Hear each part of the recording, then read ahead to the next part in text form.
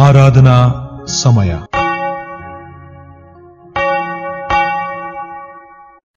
ಪ್ರಾರ್ಥನೆ ಮಾಡೋಣ.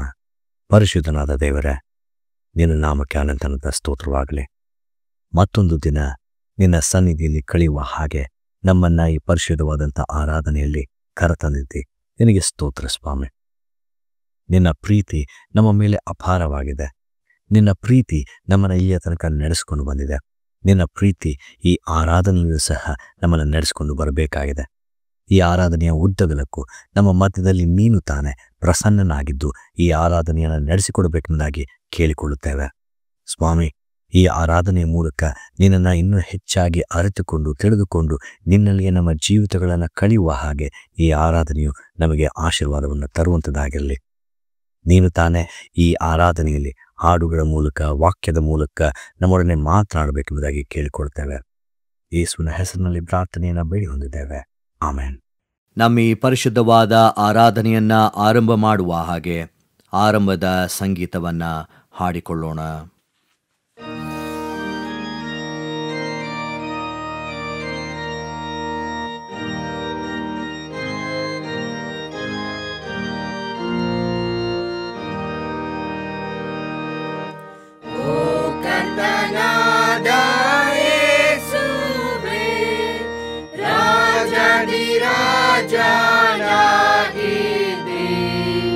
ಸ್ವಚಿತ್ತದ ಪ್ರಕಾರವೇ ಪ್ರಪಂಚವನ್ನು ಆಳುತ್ತೀ. ಪ್ರಧಾನ ದೂತರಿಂದಲೂ ಸತ್ಸೇವೆ ಹೊಂದುತ್ತಾಯಿತಿ. ಹಾಗೆ ಮನುಷ್ಯರೆಲ್ಲರೂ ನಿನ್ನನ್ನು ಸೇವೆ ಮಾಡಲಿ. ಭೂಲೋಕದ ಮಹತ್ವವು ಗತಿಸಿ ಹೋಗುವಂತದು. ಕ್ರಿಸ್ತನ ರಾಜ್ಯ ಎಂದಿಗೂ ನಾಶನವಾಗಲಾರದು. ಆ ರಾಜ್ಯದಲ್ಲಿ ನಾನು ಕಟಾಕ್ಷದಿಂದ ಸೇರಿಸು.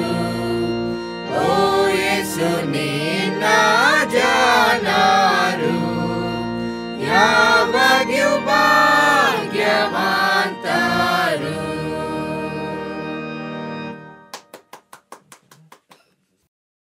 ದೇವರನ್ನ ಆರಾಧಿಸೋಣ.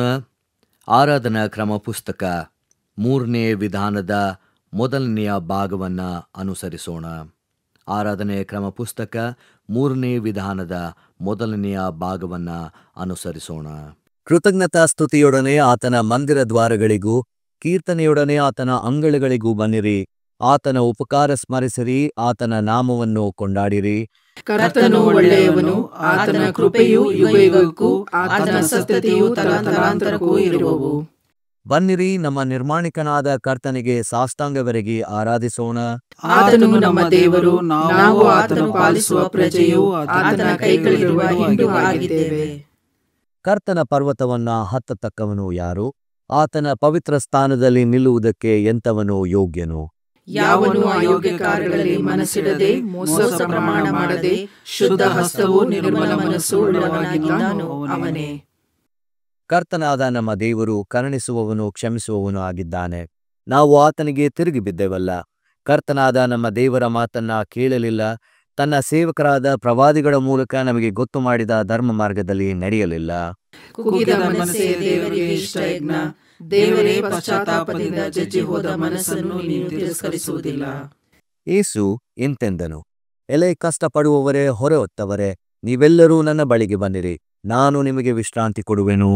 ನಾನು ಎದ್ದು ನನ್ನ ತಂದೆಯ ಬಳಿಗೆ ಹೋಗಿ ಆತನಿಗೆ, ಅಪ್ಪ, ಪರಲೋಕಕ್ಕೆ ವಿರೋಧವಾಗಿಯೂ ನಿನ್ನ ಮುಂದೆ ಪಾಪ ಮಾಡಿದ್ದೇನೆ ಎಂದು ಹೇಳುವೆನು.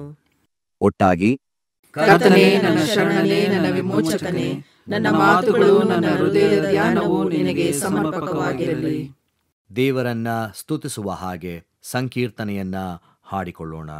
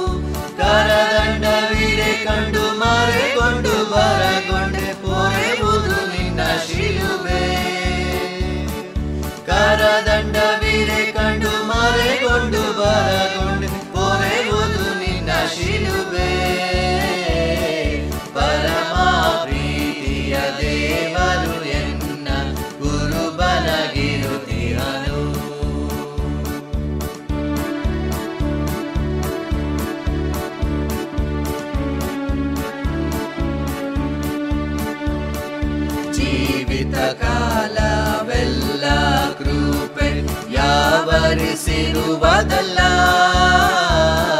ಜೀವಿತ ಕಾಲವೆಲ್ಲ ಕೃಪೆ ಯಾವರಿಸಿರುವುದಲ್ಲ. ಜೀವದಿ ಭಾವದಿ ಯಾವ ಜೀವಾವಧಿ ನಾವಾಸಿಸುವೆ ನಿನ್ನೋಳು, ಜೀವದಿ ಭಾವದಿ ಯಾವ ಜೀವಾವಧಿ ನಾವಾಸಿಸುವೆ ನಿನ್ನೋಳು. ಪರಮ ಪ್ರೀತಿಯ ದೇವರು ಎನ್ನ ಕುರುಬನಾಗಿರುತ್ತಿಹನು, ಪರಮ ಪ್ರೀತಿಯ ದೇವನು ಎನ್ನ ಕುರುಬನಾಗಿರುತ್ತಿಹನು. ಕರೆಯುತ್ತ ನೆರೆಯುತ್ತ ಪೊರೆಯುತ್ತ ಮೆರೆಯುತ್ತ ಕೊರತೆಯ ಹರಸುವನೈ, ಕರೆಯುತ್ತ ನೆರೆಯುತ್ತ ಪೊರೆಯುತ್ತ ಮೆರೆಯುತ್ತ ಕೊರತೆಯ ಹರಸುವನೈ.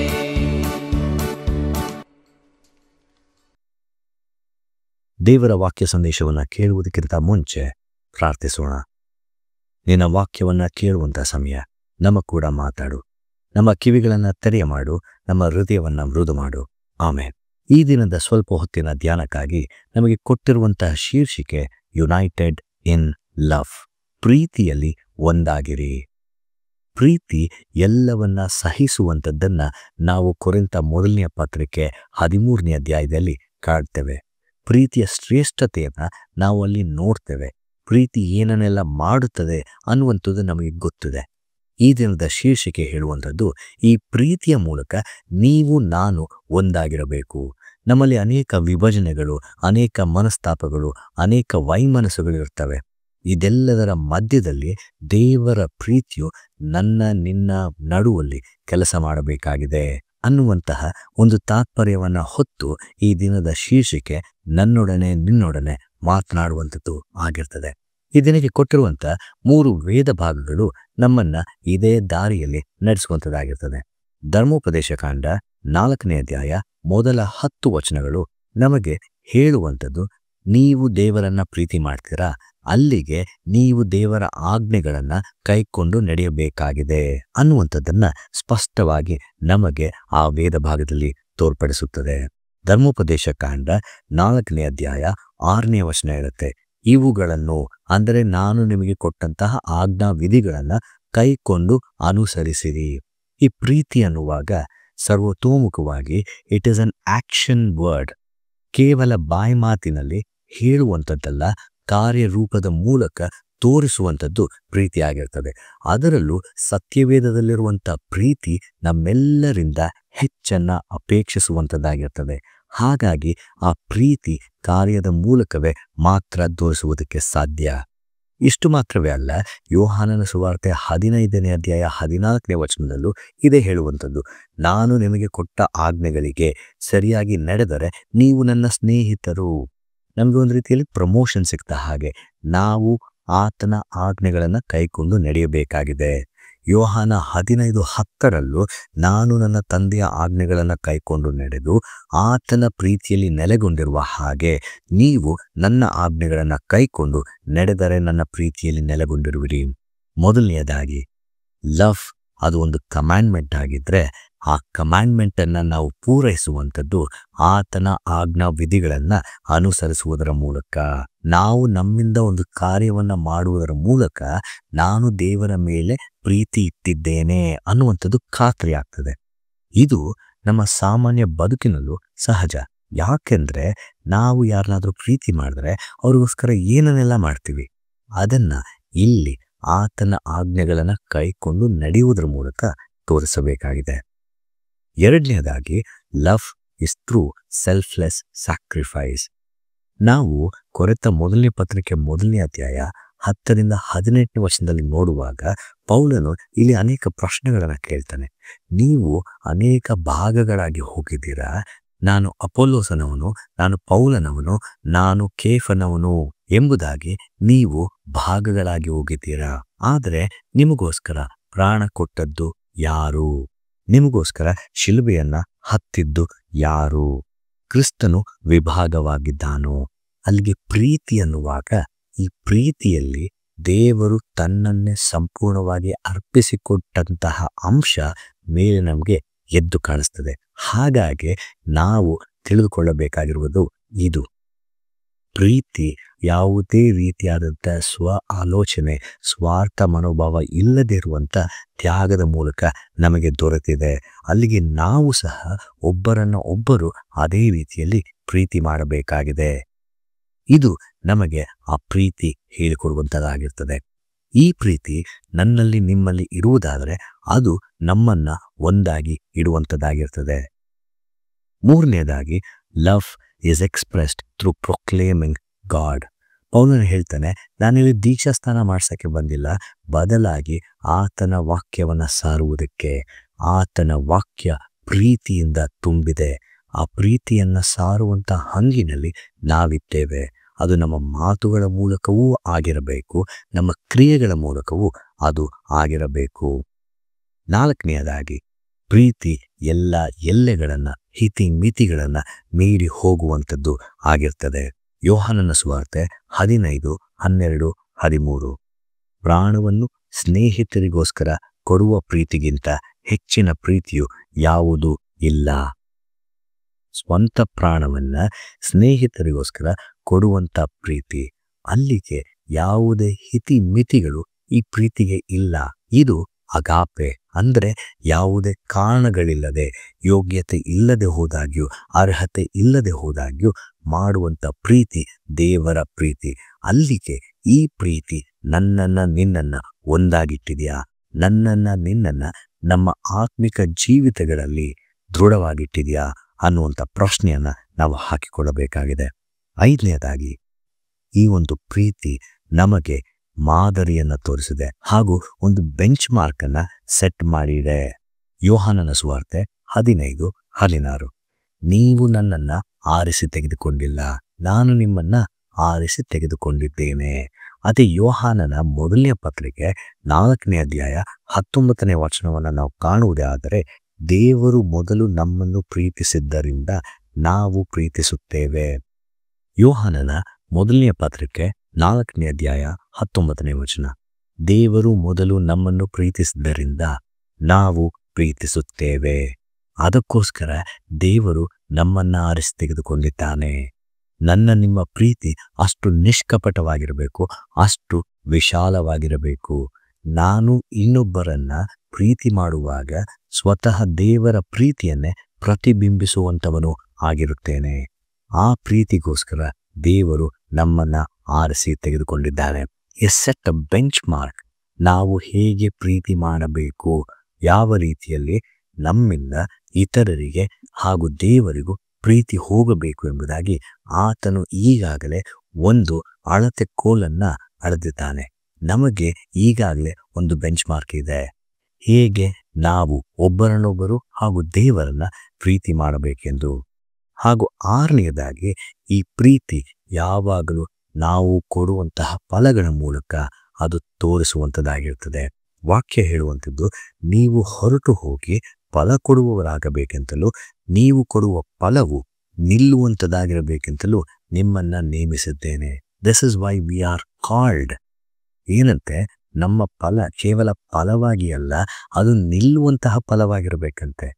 ಆ ನಿಲ್ಲುವಂತಹ ಫಲವಾಗಿಲ್ಲದೆ ಹೋದರೆ ನಮ್ಮ ಕ್ರಿಯೆಗಳು ಕಂಡು ಬರುವುದಿಲ್ಲ. ನಾವು ಬೆಳೆಯದೇ ಇರುವಂಥ ಕಾಯಿಗಳ ಹಾಗೆ ನೆಲದ ಮೇಲೆ ಬಿಟ್ಟು ಹೋಗದೆ ಆ ಹಣ್ಣು ಮರದಲ್ಲೇ ಇತ್ತು ಅದು ಒಳ್ಳೆಯ ರುಚಿಯನ್ನು ಕೊಡುವಂಥ ಫಲವಾಗಿ ಅದು ಪರಿವರ್ತನೆ ಆಗ್ತದಲ್ಲ, ಆ ರೀತಿಯಲ್ಲಿ ನಿನ್ನ ಪ್ರೀತಿ ಪರಿಪಕ್ವತೆಗೆ ಬರಬೇಕಾಗಿದೆ. ಆ ರೀತಿಯಾದಂಥ ಮನಸ್ಸು ನಿನ್ನಲ್ಲಿ ಇದೆಯಾ ಅನ್ನುವಂತಹ ಪ್ರಶ್ನೆ ಈ ದೇವರ ವಾಕ್ಯದ ಮೂಲಕ ಹಾಕುವಂಥದ್ದಾಗಿರ್ತದೆ. ಇಲ್ಲಿ ದೇವರು ಎಲ್ಲ ಮಿತಿಗಳನ್ನು ಮೀರಿ ನಮ್ಮನ್ನು ಪ್ರೀತಿ ಮಾಡಿದಂಥ ಬಗೆ ಸತ್ಯವೇದದಲ್ಲಿ ಬರೆದಿದೆ. ಅದೇ ರೀತಿಯಲ್ಲಿ ನಾವು ಇತರರನ್ನ ಪ್ರೀತಿ ಮಾಡಬೇಕೆಂಬುದಾಗಿಯೂ ಸಹ ಹೇಳುತ್ತಲಿದೆ. ಅಲ್ಲಿಗೆ ನೀನು ಇತರರನ್ನ ಪ್ರೀತಿ ಮಾಡುವಾಗ ಅದು ನನ್ನ ಕಾರ್ಯಗಳ ಮೂಲಕ, ಕ್ರಿಯೆಗಳ ಮೂಲಕ, ಮಾತುಗಳ ಮೂಲಕ ಕಾಣಿಸುವಂಥದ್ದು ಆಗಿರುತ್ತದ. ನಿಮ್ಮನ್ನ ಒಂದಾಗಿ ಇಟ್ಟಿರುವಂಥದ್ದು ಆಗಿದೆಯಾ? ಈ ಪ್ರೀತಿ ಎಲ್ಲವನ್ನ ಒಂದು ಮಾಡುವಂಥ ಬಂಧವಾಗಿದೆ. ಆ ಪ್ರೀತಿಗೆ ಅಷ್ಟು ಶಕ್ತಿ ಇದೆ, ಕಾರಣ ಅದು ದೇವರಿಂದ ಬಂದಿರುವಂಥ ಪ್ರೀತಿಯಾಗಿದೆ. ಆ ಪ್ರೀತಿಯನ್ನ ನೀವು ಹೊಂದಿಕೊಂಡಿದ್ದೇವೆ. ಆ ಪ್ರೀತಿಯನ್ನ ನೀವು ಅನುಸರಿಸಬೇಕಾಗಿದೆ. ದೇವರು ನಿಮ್ಮನ್ನು ಆಶೀರ್ವದಿಸಲಿ. ಆಮೆನ್. ದೇವರ ವಾಕ್ಯ ಸಂದೇಶವನ್ನು ಕೇಳಿದಂಥ ನಾವು ನಮ್ಮ ನಂಬಿಕೆಯನ್ನು ದೃಢಪಡಿಸಿಕೊಳ್ಳುವ ಹಾಗೆ ಅಪೋಸ್ತಲರ ವಿಶ್ವಾಸ ಸೂತ್ರವನ್ನು ಏಕ ಮನಸ್ಸಿನಿಂದ ಒಟ್ಟಾಗಿ ಆರೈಕೆ ಮಾಡೋಣ. ಪರಲೋಕ ಭೂಲೋಕಗಳನ್ನು ಸೃಷ್ಟಿಸಿದ ಸರ್ವಶಕ್ತನಾಗಿರುವ ತಂದೆಯಾದ ದೇವರನ್ನು ನಂಬುತ್ತೇನೆ. ಆತನ ಏಕ ಕುಮಾರನಾಗಿರುವ ನಮ್ಮ ಪ್ರಭುವಾದ ಯೇಸು ಕ್ರಿಸ್ತನನ್ನು ನಂಬುತ್ತೇನೆ. ಈತನು ಪರಿಶುದ್ಧಾತ್ಮನಿಂದ ಕನ್ಯಾ ಮರಿಯಳ ಗರ್ಭದಲ್ಲಿ ಧರಿಸಲ್ಪಟ್ಟು ಆಕೆಯಲ್ಲಿ ಹುಟ್ಟಿ ಪೊಂತಿ ಪಿಲಾತನ ಆಧಿಪತ್ಯದಲ್ಲಿ ಶ್ರಮೆ ಹೊಂದಿ ಶಿಲುಬೆಗೆ ಜಡೆಯಲ್ಪಟ್ಟು ಸತ್ತು ಉಣ್ಣಲ್ಪಟ್ಟು ಪಾತಾಳಕ್ಕೆ ಇಳಿದು 3ನೇ ದಿವಸದಲ್ಲಿ ಸತ್ತವರೊಳಗಿಂದ ಎದ್ದು ಪರಲೋಕಕ್ಕೆ ಏರಿ ಹೋಗಿ ಸರ್ವಶಕ್ತನಾಗಿರುವ ತಂದೆಯಾದ ದೇವರ ಬಲಪಾರ್ಶ್ವದಲ್ಲಿ ಕುಳಿತುಕೊಂಡು ಇರುತ್ತಾನೆ. ಈತನು ಅಲ್ಲಿಂದ ಬಂದು ಬದುಕಿರುವವರಿಗೂ ಸತ್ತವರಿಗೂ ನ್ಯಾಯ ವಿಧಿಸುವನು ಎಂಬುದನ್ನು ನಂಬುತ್ತೇನೆ. ನಾನು ಪರಿಶುದ್ಧಾತ್ಮನನ್ನು ನಂಬುತ್ತೇನೆ. ಒಂದೇ ಪರಿಶುದ್ಧ ಕ್ರೈಸ್ತ ಸಭೆಯು, ಭಕ್ತರ ಅನ್ಯೋನ್ಯತೆಯು, ಪಾಪದ ಪರಿಹಾರವು, ದೇಹದ ಪುನರುತ್ಥಾನವು, ನಿತ್ಯ ಜೀವವು ಉಂಟೆಂಬುದನ್ನು ನಂಬುತ್ತೇನೆ. ಆಮೆನ್. ನಮ್ಮ ಆರಾಧನೆಯನ್ನ ಅಂತ್ಯಗೊಳಿಸುವ ಹಾಗೆ ಕಡೆಯ ಸಂಗೀತವನ್ನ ಹಾಡಿಕೊಳ್ಳೋಣ.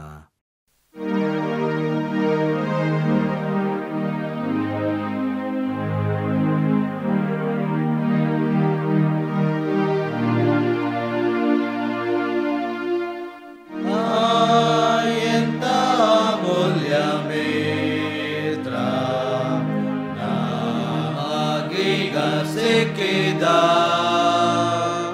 ಪಾಪ ದುಃಖ ಭಯವೆಲ್ಲ ಪರಿಹಾರ ಮಾಡಿದ ಸ್ಥಿರಾನಂದ ಸಮಾಧಾನ ಹೊಂದಲಾಶಿಸಿದರೆ ಯೇಸು ಸ್ವಾಮಿಯನ್ನು ನಿತ್ಯ ಹೇಳುತ್ತಿರು ಮನವೇ ತುಂಬ ವ್ಯಸನ ಉಪಾತ್ರ ತೊಂದರೆಯು ಬಂದರು ಯೇಸುನಾಥ ನಿತ್ಯಾಶ್ರಯ ಬೇಡಿಕೊಳ್ಳುತ್ತಾ ಇರು ನಿಂದೆ ಬಿಡೆ ಕಳವಾಡ ಯಾವ ಕಸ ಬಂದರು ಸರ್ವಶಕ್ತನ ಆಧಾರ ಎಂದು ತಪ್ಪಿ ಹೋಗದು.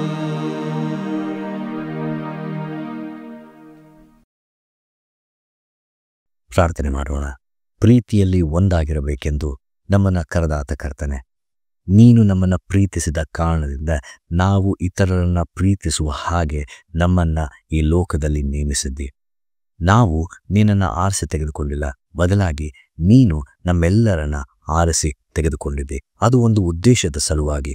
ಈ ಸತ್ಯವೇದವು ಹೇಗೆ ನಮಗೆ ಆ ಪ್ರೀತಿಯನ್ನು ಅಭ್ಯಾಸಿಸಬೇಕೆಂದು ಹೇಳಿಕೊಡುತ್ತದೋ ಅದೇ ರೀತಿಯಲ್ಲಿ ಪ್ರೀತಿಯಿಂದ ಬದುಕಲು ನೀನು ನಮ್ಮನ್ನು ಕರೆದಿದ್ದಿ. ಆ ಪ್ರೀತಿಯ ಮೂಲಕ ನಾವೆಲ್ಲರೂ ಒಂದಾಗಿ ಬಾಳುವ ಹಾಗೆ, ಆ ಪ್ರೀತಿಯ ಮೂಲಕ ಸ್ವಾಮಿ ನಿನ್ನ ಆಜ್ಞಾ ವಿಧಿಗಳನ್ನು ಪಾಲಿಸುವ ಹಾಗೆ, ಆ ಪ್ರೀತಿಯ ಮೂಲಕ ನಿನ್ನನ್ನು ಅನುಭವದಿಂದ ಅನುಭವಿಸುವ ಹಾಗೆ ನಮಗೆ ಸಹಾಯ ಮಾಡು. ಈ ಆರಾಧನೆಯಲ್ಲಿ ನಮ್ಮ ಜೊತೆಗೆ ಇದ್ದದಕ್ಕಾಗಿ ನನಗೆ ಸ್ತೋತ್ರ. ಈ ವಾರವೆಲ್ಲ ನೀನು ತಾನೇ ನಿನ್ನ ರಕ್ಷಣಾ ಹಸ್ತವನ್ನು ನಮ್ಮ ಮೇಲೆ ಚಾಚಿ ಕಾಯಬೇಕೆಂದು ಕೇಳಿಕೊಳ್ಳುತ್ತಾ ಯೇಸುವಿನ ಹೆಸರಿನಲ್ಲಿ ಪ್ರಾರ್ಥನೆಯನ್ನು ಬೇಡಿ ಹೊಂದಿದ್ದೇವೆ. ಆಮೆನ್. ಕರ್ತನು ತಾನೇ ಕಲಿಸಿಕೊಟ್ಟ ಪ್ರಾರ್ಥನೆಯನ್ನ ನಾವು ಏಕ ಮನಸ್ಸಿನಿಂದ ಅರಿಕೆ ಮಾಡೋಣ. ಪರಲೋಕದಲ್ಲಿರುವ ನಮ್ಮ ತಂದೆಯೇ, ನಿನ್ನ ನಾಮವು ಪರಿಶುದ್ಧವೆಂದು ಎಣಿಸಲ್ಪಡಲಿ. ನಿನ್ನ ರಾಜ್ಯವು ಬರಲಿ. ನಿನ್ನ ಚಿತ್ತವು ಪರಲೋಕದಲ್ಲಿ ನೆರವೇರುವ ಪ್ರಕಾರ ಭೂಲೋಕದಲ್ಲಿಯೂ ನೆರವೇರಲಿ. ನಮ್ಮ ಅನುದಿನದ ಆಹಾರವನ್ನು ಈ ಹೊತ್ತು ದಯಪಾಲಿಸು. ನಮಗೆ ತಪ್ಪು ಮಾಡಿದವರನ್ನು ನಾವು ಕ್ಷಮಿಸಿದಂತೆ ನಮ್ಮ ತಪ್ಪುಗಳನ್ನು ಕ್ಷಮಿಸು. ನಮ್ಮನ್ನು ಶೋಧನೆಯೊಳಗೆ ಸೇರಿಸದೆ ಕೇಡಿನಿಂದ ನಮ್ಮನ್ನು ತಪ್ಪಿಸು. ರಾಜ್ಯವು, ಬಲವು, ಮಹಿಮೆಯು ಸದಾಕಾಲ ನಿನ್ನವೇ. ಆಮೆನ್. ನಂಬಿಕೆಯಿಂದ ದೇವರ ಆಶೀರ್ವಾದವನ್ನು ಹೊಂದಿಕೊಳ್ಳೋಣ. ನಮ್ಮನ್ನ ಪ್ರೀತಿ ಮಾಡಲು, ತನ್ನ ಪ್ರೀತಿಯನ್ನ ದಾರೆ ಎರೆಯಲು ಒಬ್ಬನೇ ಮಗನ್ನ ಕಳಿಸಿಕೊಟ್ಟಂತಹ ತಂದೆಯಾದ ದೇವರ ಪ್ರೀತಿ, ಆ ಪ್ರೀತಿಯನ್ನ ಕೃಪೆಯ ಮೂಲಕ ಅನುಭವಿಸಲು ಈ ಲೋಕಕ್ಕೆ ಬಂದು ಪ್ರಾಣ ಕೊಡುವುದರ ಮೂಲಕ ತೋರಿದಂತಹ ಯೇಸು ಕ್ರಿಸ್ತನ ಕೃಪೆ ಹಾಗೂ ಆ ಪ್ರೀತಿಯನ್ನ ಈಗಲೂ ನಮ್ಮ ಮಧ್ಯದಲ್ಲಿ ಇರಿಸುವುದಕ್ಕೆ ಪ್ರಯತ್ನಿಸುತ್ತಿರುವಂಥ ಪವಿತ್ರಾತ್ಮನ ಅನ್ಯೋನ್ಯತೆ ಸಹಾಯವು ಈಗಲೂ ಯಾವಾಗಲೂ ನಮ್ಮೊಡನೆ ಇದ್ದು ನಮ್ಮನ್ನು ಮುನ್ನಡೆಸಲಿ. ಆಮೆನ್.